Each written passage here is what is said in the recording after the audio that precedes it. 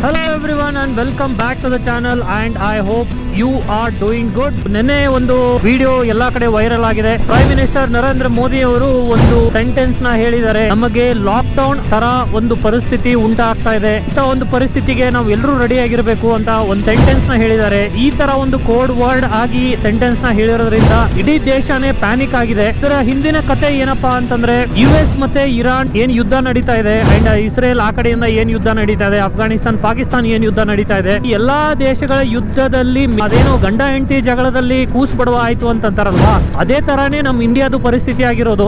ಈ US ಅವರು ಏನ್ ಮಾಡಿದ್ದಾರೆ ಅಂತಂದ್ರೆ ಎಲ್ಲಾ ಇರಾನ್ ನ ಆಯಿಲ್ ಬೇಸ್ ಗಳು ಮತ್ತೆ LPG ಏನು ಗ್ಯಾಸ್ ಸ್ಟೇಷನ್ ಗಳು, ಪವರ್ ಪ್ಲಾಂಟ್ ಗಳು, ಇವೆಲ್ಲ ಈ ತರ ಸ್ಟೇಷನ್ ಗಳ ಮೇಲೆನೆ ಅಟ್ಯಾಕ್ ಮಾಡಿರೋದು. ಸೊ ಈ ತರ ಒಂದು ನ್ಯಾಚುರಲ್ ರಿಸೋರ್ಸಸ್ ಮೇಲೆ ಅಟ್ಯಾಕ್ ಮಾಡಿರೋದ್ರಿಂದ ಏನಾಗುತ್ತೆ, crude oil price of course automatically ಜಾಸ್ತಿ ಆಗೋಗ್ಬಿಡುತ್ತೆ. ಸೊ ಈ ಕ್ರೂಡ್ ಆಯಿಲ್ ಪ್ರೈಸ್ ಜಾಸ್ತಿ ಆಯ್ತು ಅಂತಂದ್ರೆ, ಅದು ಅಲ್ಲದೆ ಇವಾಗಿನ ಪರಿಸ್ಥಿತಿಯಲ್ಲಿ ಏನ್ ಹೇಳ್ತಿದ್ದಾರೆ ಅಂತಂದ್ರೆ ಇರಾನ್ ಅವರು, ಆ ಒಂದು ಏನ್ ಶಿಪ್ ಗಳು ನೀವು ತಗೊಂಡು ಹೋಗ್ತೀರಾ ಆ ಜಾಗದಿಂದ ನೀವು ಶಿಪ್ ಗಳನ್ನ ತಗೊಂಡು ಹೋಗ್ತೀರಾ ಅಂತಂದ್ರೆ ನೀವು ಟೋಲ್ ತರ ಆ ಟೋಲ್ ಫೀಸ್ ನ ನೀವು ಕಟ್ಬಿಟ್ಟು ತಗೊಂಡು ಹೋಗ್ಬೇಕು ಅಂತ ಹೇಳ್ತಿದ್ದಾರೆ. ಸೊ ಆ ಟೋಲ್ ಫೀಸ್ ಕಟ್ಟೋದ್ರಿಂದ ಏನಾಗುತ್ತೆ, ಅದು ಎಷ್ಟು ದುಡ್ಡು ಖರ್ಚಾಗುತ್ತಲ್ವಾ, ಅಲ್ಲಿಂದ ಇಲ್ಲಿಗೆ ತಗೊಂಡ್ಬರೋಷ್ಟು ಮುಂಚೆಕ್ಕಿಂತ ಇವಾಗ ಜಾಸ್ತಿ ಬೀಳುತ್ತೆ. ಅದರಿಂದ ಏನಾಗುತ್ತೆ, ಇವಾಗ ಕ್ರೂಡ್ ಆಯಿಲ್ ಪ್ರೈಸಸ್, ಗ್ಯಾಸಸ್ ಇದೇನೇನಿರುತ್ತೆ ಇದ್ರ ಎಲ್ಲಾ ಪ್ರೈಸ್ ಜಾಸ್ತಿ ಆಗ್ಬಿಡುತ್ತೆ.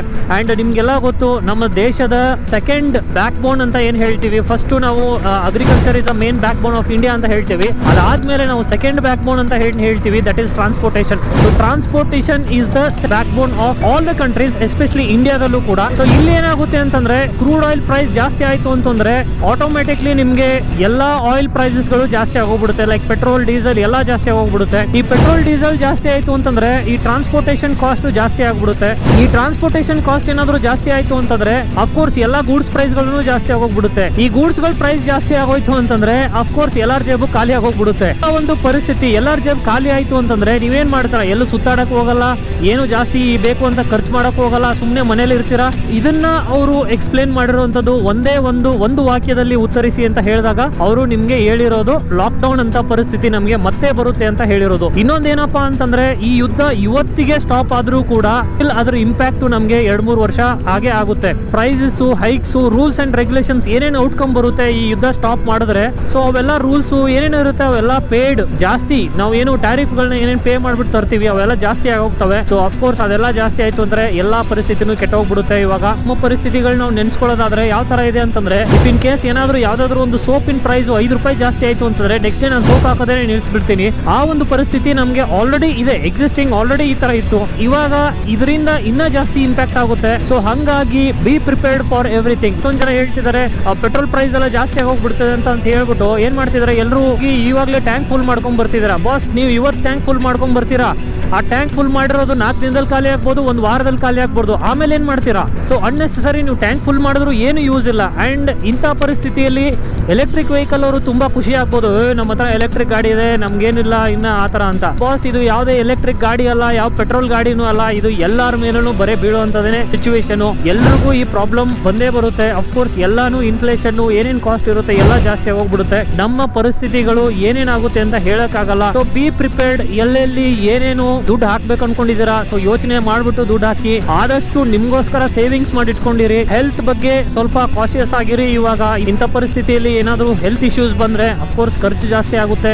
ಅದಕ್ಕೂ ನಿಮಗೆ ದುಡ್ಡು ಬೇಕು. ಅದಕ್ಕೆ ದುಡ್ಡು ಬೇಕು ಅಂದ್ರೆ ನಿಮ್ಮ ಹತ್ರ ದುಡಿಮೆ ಜಾಸ್ತಿ ಬೇಕು. ನಿಮ್ಮ ಹತ್ರ ದುಡಿಮೆ ಬೇಕು ಅಂತಂದ್ರೆ ಬೇರೆ ಕಡೆ ಜಾಬ್ ಆಪರ್ಚುನಿಟೀಸ್ ಬೇಕು. ಜಾಬ್ ಆಪರ್ಚುನಿಟೀಸ್ ಬೇಕು ಅಂತಂದ್ರೆ ಅದಕ್ಕೆ ಫೆಸಿಲಿಟೀಸ್ ಆ ತರ ಬೇಕು. ಅದು ಯಾವುದು ನಮ್ಮ ದೇಶದಲ್ಲಿ ಇವಾಗ ಪ್ರಾಪರ್ ಆಗಿ ಇರುವಂತ ಪರಿಸ್ಥಿತಿ ಅಂತೂ ನನಗಂತೂ ಕಾಣಿಸ್ತಾ ಇಲ್ಲ. ಬೇರೆ ದೇಶಗಳು ಏನಕ್ಕೆ ಸಫರ್ ಆಗಲ್ಲ, ನಮ್ಮ ದೇಶನ ಜಾಸ್ತಿ ಯಾಕೆ ಸಫರ್ ಆಗುತ್ತೆ ಅಂತ ಹೇಳ್ತಾ ಇದೀನಿ ಅಂತಂದ್ರೆ, 1947 ಅಲ್ಲಿ ನಮ್ಮ ದೇಶಕ್ಕೆ ಸ್ವತಂತ್ರ ಸಿಕ್ಕಾಗ ನಾವು ಚೈನಾನ ನಾವು ಕಂಪೇರ್ ಮಾಡ್ಕೊಂಡ್ರೆ ಇಂಡಿಯಾದು ಯಾವ ರೀತಿ ಪರಿಸ್ಥಿತಿ ಇತ್ತು 1947 ಅಲ್ಲಿ, ಅದಕ್ಕಿಂತ ಕೆಟ್ಟ ಪರಿಸ್ಥಿತಿ ಅದರದ್ದು ಚೈನಾದಿತ್ತು.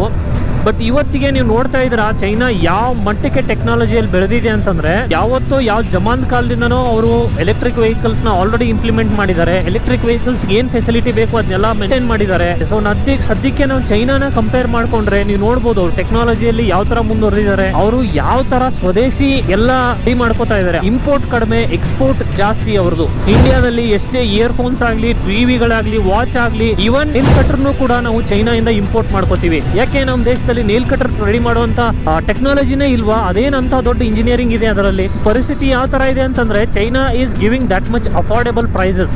ನೀವು ಇಲ್ಲಿ ಮ್ಯಾನುಫ್ಯಾಕ್ಚರ್ ಮಾಡೋದಕ್ಕಿಂತ ಅಲ್ಲಿಂದ ಇಂಪೋರ್ಟ್ ಮಾಡಿ ತರಿಸಿ ಮಾರೋದೇನೆ ಜಾಸ್ತಿ ಲಾಭ ಅನ್ನಿಸ್ತಾ ಇದೆ.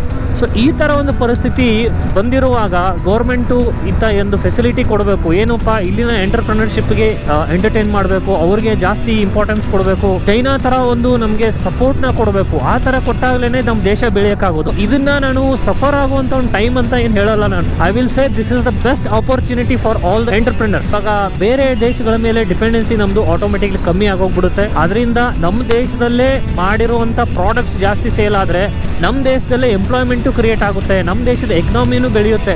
ಸೊ ಈ ತರ ಒಂದು ಆಪರ್ಚುನಿಟಿ ಬಂದಿದೆ, ಎಲ್ಲರೂ ಇದನ್ನ ಯೂಟಿಲೈಸ್ ಮಾಡ್ಕೊಳ್ಳಿ. ನಾನಂತೂ ನಿರ್ಧಾರ ಮಾಡ್ಬಿಟ್ಟಿದ್ದೀನಿ, ಇನ್ ಕೇಸ್ ಏನಾದ್ರು ಪೆಟ್ರೋಲ್ ಪ್ರೈಸ್ ಏನಾದ್ರು ತುಂಬಾ ಹೈಕ್ ಆಗ್ಬಿಟ್ರೆ ನಾನು ಈ ಗಾಡಿನ ನಿಲ್ಸ್ಬಿಡ್ತೀನಿ, ಒಂದು ಒಳ್ಳೆ ಸೈಕಲ್ ತಗೋತೀನಿ, ಡೈಲಿ ನಾನು ಆಫೀಸ್ಗೆ ಸೈಕಲಲ್ಲೇ ಹೋಗ್ತೀನಿ.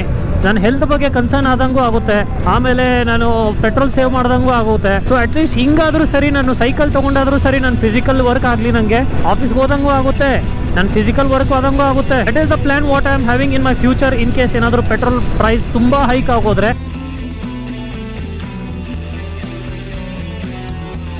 So please subscribe,